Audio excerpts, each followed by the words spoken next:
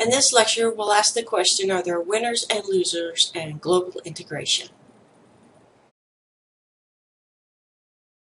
Promoters of globalization tend to emphasize the winners of this interconnectedness, such as unprecedented prosperity and economic growth. Opponents emphasize the losers, poverty, widening gaps between rich and poor.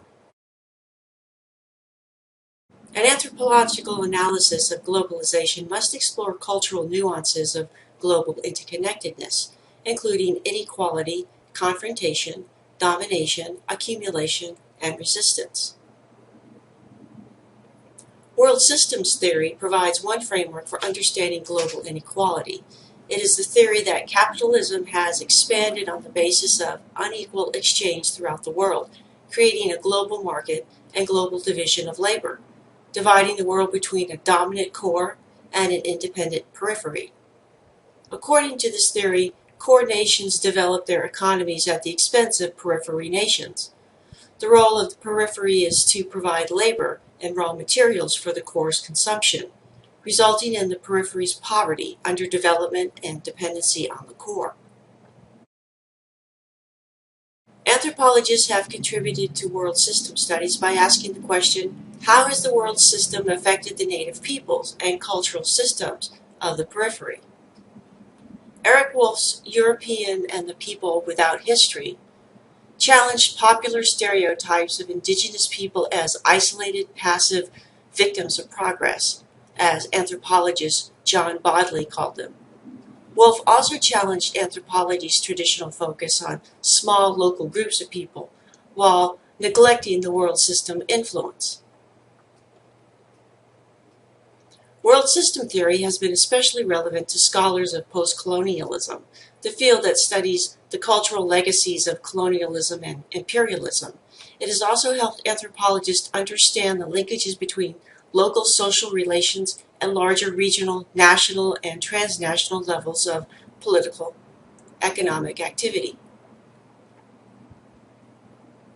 Anthropologists have devoted much attention to resistance by groups on the periphery, ranging from open rebellion to subtle forms of protest and opposition. Some forms of resistance are so subtle that they might not be recognized by outsiders. For example, female workers in Malaysian factories were offended by working side by side with men and having male supervisors monitor their work. Both violate moral boundaries. These violations cause the women to become possessed by spirits, making them violent and disruptive. Examples like this interest anthropologists because they show how people interpret and challenge global processes through local cultural idioms and beliefs. A complementary process of globalization is localization, the creation and assertion of highly particular, often place-based identities and communities. Localization is reflected in patterns of consumption, a common way people express local identities. In our own society, people make fashion choices based on what they believe it says about themselves as individuals.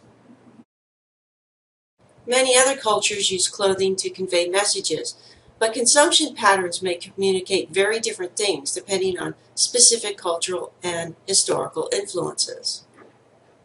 For example, Sampures, young Bakongo men from the Democratic Republic of Congo, compete with others by acquiring fancy French and Italian clothes.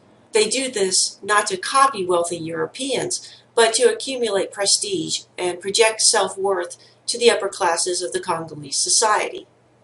What the examples of the Malay women and Sampures demonstrate is that people continue to define their identities locally despite globalization. Today, people increasingly express their local identities through interactions and transnational communications, consumptions, and businesses. People simultaneously engage in global processes and local communities, but rarely on equal footing.